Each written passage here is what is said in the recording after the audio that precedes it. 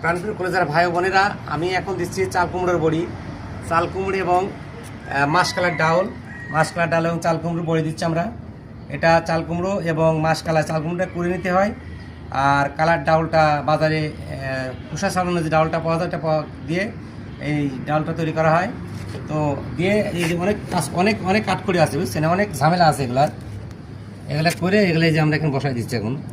এই যে এটা বড়ি হচ্ছে, বড়া কেউ বলে বড়া, কেউ বলে বড়ি, আমাদের কুষ্টায় সবাই বড়ি বলে। এটা আমাদের বড়া, কালার ডাউল এবং চালকুনো বড়া আমাদের কুষ্টাতে এটা বেশি আছে। যাদের লাগবে তারা যোগাযোগ করবেন, অবশ্যই আপনাদের পাঠিয়ে দেবো। যাদের লাগবে যাদের লাগবে তারা যোগাযোগ করবেন, আপনাদেরকে আমি অবশ্যই বড়ি পাঠিয়ে দেবো, ঠিক আছে। আজকে শুক্রবারে বড়ি দিচ্ছি, বড়া, ঠিক আছে। এই যে দেখেন, শুকাই যাবে 3 দিন 4 দিন পরে শুকাই যাবে। শুকাই গেলে তখন এটা খাওয়ার উপযুক্ত হবে। এই দেখতে তোলা, এটা আমাদের চাল কুমড়ার বড়া, ঠিক আছে। চাল কুমড়ার বড়ি এই দিয়ে দিলাম।